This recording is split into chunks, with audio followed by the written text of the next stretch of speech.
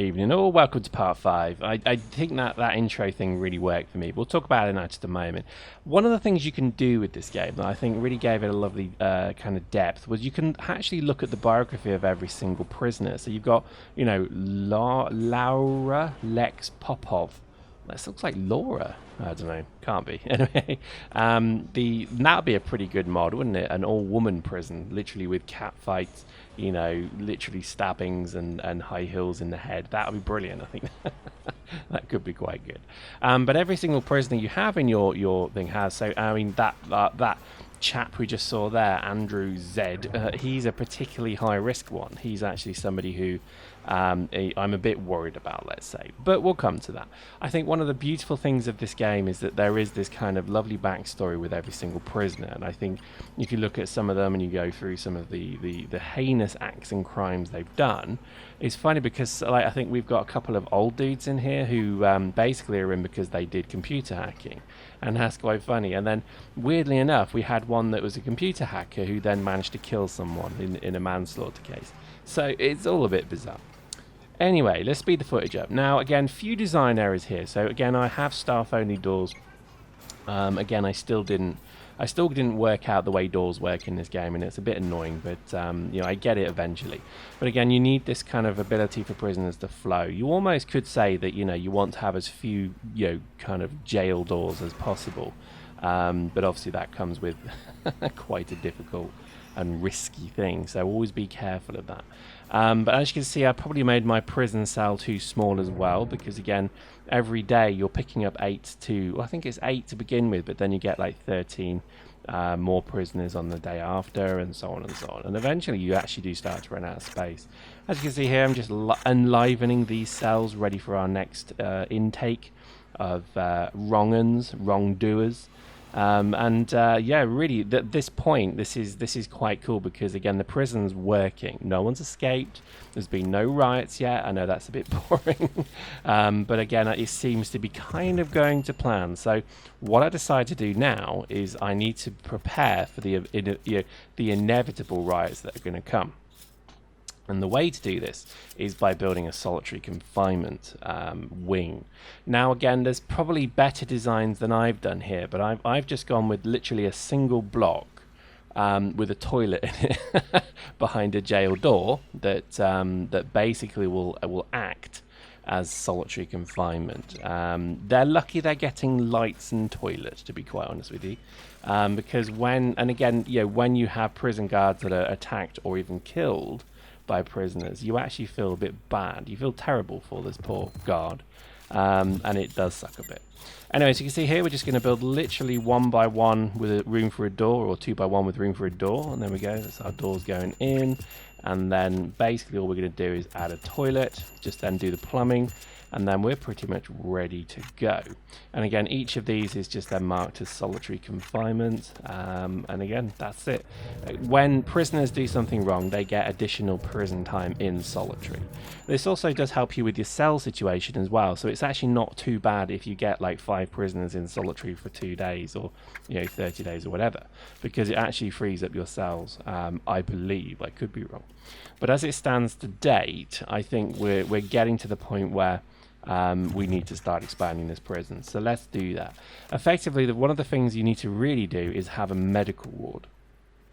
The medical ward comes obviously with a doctor and medical beds, and it means that you then can obviously, firstly, when your guards get hurt and damaged, you can basically get them back on their feet, but also if your prisoners become injured from the mass beatings and the whirlwind of truncheons that land on in their balls, then basically you can send them to the medical wing. And again, think Shawshank here. Andy Dufresne got the living shit kicked out of him numerous times, and he ended up in the in the medical ward. Well, this is why you need one, because prisons they're not pleasant places, as I'm sure you can guess. They're not the, nowadays I think in the UK particularly, they're seen pretty much as luxury holiday homes, pretty much. That's probably not true, but I suspect that there may be a snifter of truth in it. And I think certainly what's going on lately, I think America, you have, you guys from America, you have the license on the worst prisons on the planet. Probably, and I think because again, you know, it's usually the people in it that make it terrible, not the actual facility. But anyway, that's our perception. You know, post in the comments if you've been to jail, maybe you murdered someone. Tell us how it went. I say that laughing, but actually, I hope I hope that nobody's going to tell me about a murder now. Oh God. Anyway. I think because it's, you know, this is one of the charms of the game, is that you do need to kind of get ready for the volume that comes with the eventual you know, kind of expansion, really, because again, every day you're picking up more and more prisoners, and I think this is certainly something. If you're going to play this game, first thing to do from the very start is build as many cells as you can pretty much get away with. As you can see there, you get paid for your efforts every night, midnight. And you then get a balance of funds, and you need accountants to really understand how much you're making, positive or negative. You need, you know, various resources to really push the envelope somewhat. I would say the moment that once you start to run out of cash, game over. It's very difficult to actually earn money in this game if you haven't got the basics like cells. But even then, it's troublesome to get, I think, a lot of you know, prisoners in one place, generally without a massive riot as well. So I think the game maybe needs a bit of balancing somewhere, because it doesn't feel like, for example, my kitchen and canteen, when I think I hit maybe about 20 prisoners in this play, and the canteen stopped functioning because it couldn't produce enough food, even with the number of people that I've got. I think also just generally having so many people there needed more wardens, but again, I couldn't do that. So I just feel that after a while it became a bit of a challenge to keep everybody entertained, I guess. And then you can see here, obviously, the guards, they kind of act a bit funny in a way, because they don't really kind of stick around.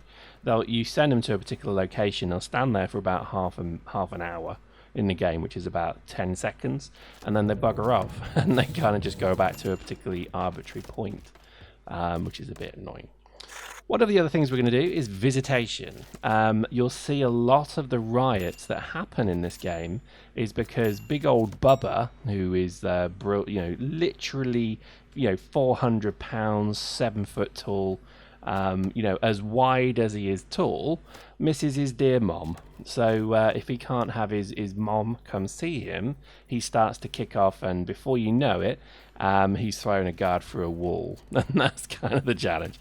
So visitation is actually quite important. I would recommend definitely getting that in as soon as you can as well. Now, not ideal having to go through the pissing canteen to get you to your visitation piece, but again, this is the problem. I've run out of money. I can't build any more buildings, more outbuildings, which again, now I look back in hindsight, maybe the best thing to do would be to build a great big single building and just keep them all inside, and then have a little fenced off yard area. Again, prisoners do need yard, because let's face it, where else are they going to sell their drugs? So having yard time is, if they don't get yard time, they will riot very, very quickly and very, very nastily. So you must have a yard of some kind, but I would say, you know, chances are, you know, it's going to be tricky to make that work.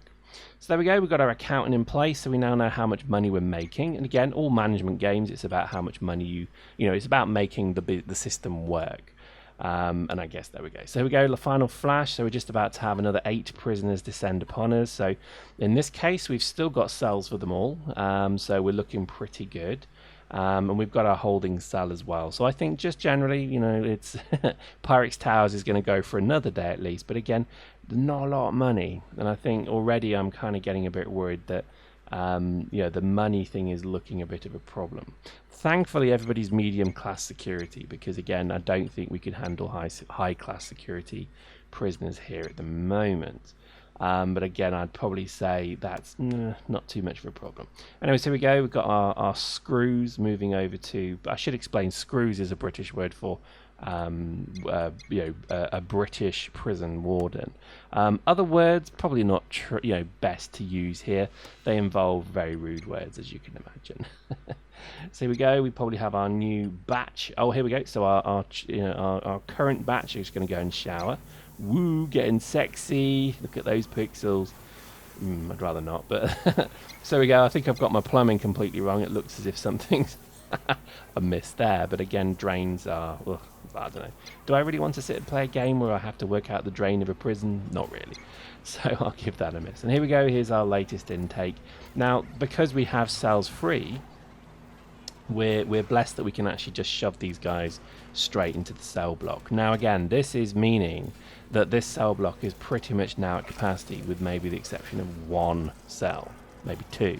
And that's a concern because, again, I think cell blocks are, when at night, when people can't sleep, if people start screaming and raging, you then get a lot of noise, and then all of a sudden nobody can sleep, and then everybody gets mega pissed off, and then all of a sudden you're ringing the emergency services to try and get the riot squad to come rescue your prison. Now, again, this is all based upon basic needs. It's like The Sims, exactly like The Sims. If your prisoners generally have what they need, so if they are able to have visitation and if they're able to be fed, you're not going to be too far bad. So there we go. We'll show you more in part 6. And I think next time we'll show you a prison that's really starting to fall over. Hope you're enjoying this. I think it is a great game. Give it a go. I don't know if there's a demo. Maybe have a look for a demo. But I think it's certainly an enjoyable game. Hope you like that. We'll see you next time.